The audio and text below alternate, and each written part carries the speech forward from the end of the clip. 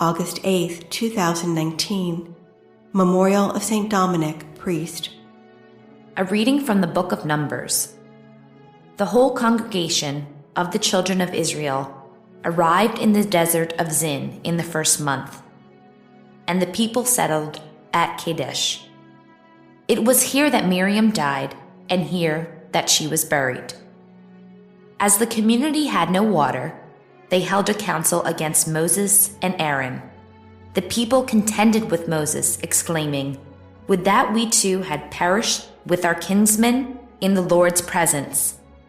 Why have you brought the Lord's assembly into this desert, where we and our livestock are dying? Why did you lead us out of Egypt, only to bring us to this wretched place, which has neither grain, nor figs, nor vines, nor pomegranates? Here there is not even water to drink." But Moses and Aaron went away from the assembly, to the entrance of the meeting tent, where they fell prostrate. Then the glory of the Lord appeared to them, and the Lord said to Moses, "Take your staff and assemble the community, you and your brother Aaron, and in their presence order the rock to yield its waters. From the rock you shall bring forth water for the congregation and their livestock to drink." So Moses took his staff from its place before the Lord, as he was ordered. He and Aaron assembled the community in front of the rock, where he said to them, "Listen to me, you rebels. Are we to bring water for you out of this rock?" Then, raising his hand, Moses struck the rock twice with his staff, and water gushed out in abundance for the people and their livestock to drink. But the Lord said to Moses and Aaron, "Because you were not faithful to me in showing forth my sanctity before the children of Israel, you shall not lead this community into the land I will give them. These are the waters of Meribah, where the children of Israel contended against the Lord, and where the Lord revealed his sanctity among them." The word of the Lord. The responsorial psalm. The response is, "If today you hear his voice, harden not your hearts." Come, let us sing joyfully to the Lord. Let us acclaim the rock of our salvation. Let us come into his presence with thanksgiving. Let us joyfully sing psalms to him. If today you hear his voice, harden not your hearts. Come, let us bow down and worship. Let us kneel before the Lord who made us. For he is our God, and we are the people he shepherds, the flock he guides. If today you hear his voice, harden not your hearts. Oh, that today you would hear his voice. Harden not your hearts as at Meribah, as in the day of Massah in the desert, where your fathers tested me. They tested me though they had seen my works. If today you hear his voice, harden not your hearts. A reading from the Holy Gospel according to Matthew.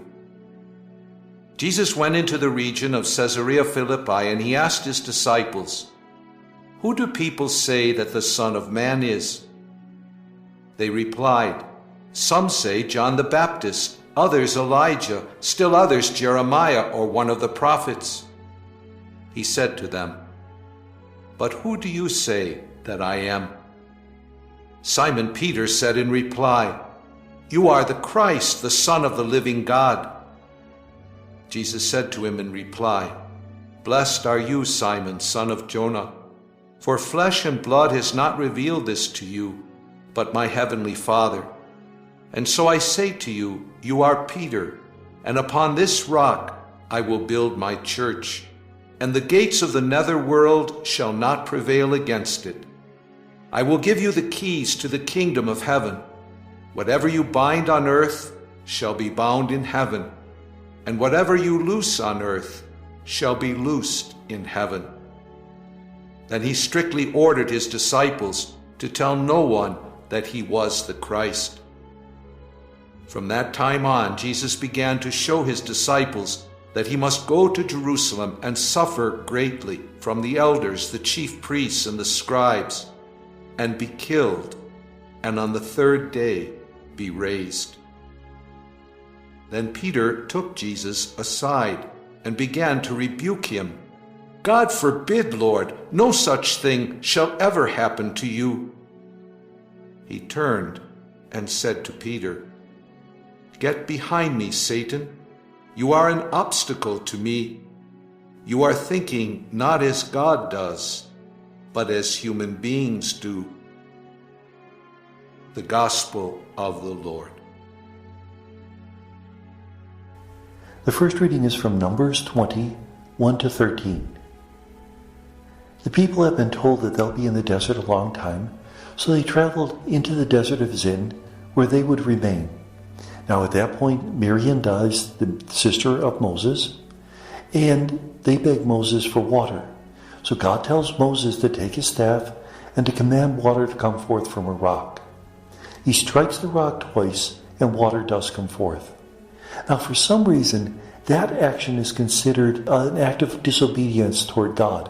And this is the reason why Moses is not allowed to enter the promised land. Is it because he struck the rock when he shouldn't have? Is it because he struck it twice instead of just once? It's never clear. And in fact, the rabbis give a lot of different explanations on why God would look down on this action. Nevertheless, it is a sign that God provides water for his people. And in fact, St. Paul in 1 Corinthians will say that Jesus is the source of living water. He's the rock that followed the Israelites in the desert. Wherever they needed water, he provided that water. His love satisfies the deepest hunger and thirst of our hearts. The Gospel is from Matthew 16, 13-23. Jesus and the disciples are near Caesarea Philippi, which is right where the Jordan surfaces after going underground for several miles. And there's a pool there with a cave that overlooks it. And the cave was where the pagan god Pan had been worshipped for a couple of hundred years. So it was considered an unclean place by most Jews. At this place, Jesus asked Peter and the disciples, "Who do people say that he is?" Peter responds, "You are the Christ, the Son of the living God." Now up to this point, it's more or less like what we find in Mark 8. But in Mark 8, Peter immediately says not to say anything about Jesus' suffering and death. And Jesus says, "Get behind me, Satan." We do find that at the very end of this passage, but in between, we also hear about how Peter is commended. He's told that what he has said comes from God and not from humans. He's given a new name, Peter. His original name was Simon. Now he's called Peter, which means rock, because he's the solid foundation on which the church would be built. This is only one of two passages in the Gospels where the word church is used. And Peter is given the keys of the kingdom. In the Old Testament, Yahweh had the keys for life, for death, and for precipitation. In the New Testament, Jesus has those keys, and now he passes it on to Peter. He's told that what he binds will be bound, what he looses will be loosed. Later on, that would be interpreted as the ability to forgive sins.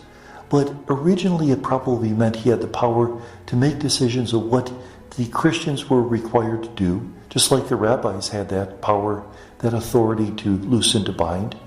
And he's told that the power of Satan would not prevail against the church. Remember that cave that overlooked the pool where Jesus is saying this? The cave that was called the gates to the underworld. It was a reminder of the power of Satan. Satan would not have power over the church.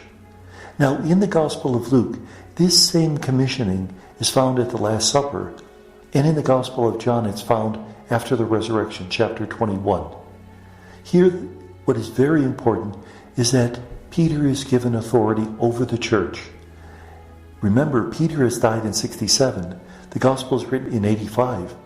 This means that it's not only Peter who receives this authority, but anyone who carries the responsibility that Peter received. Today we would call that the papacy. In those days, they didn't quite have a title for it yet. It was the authority to be that rocky foundation of the church. And may God bless us.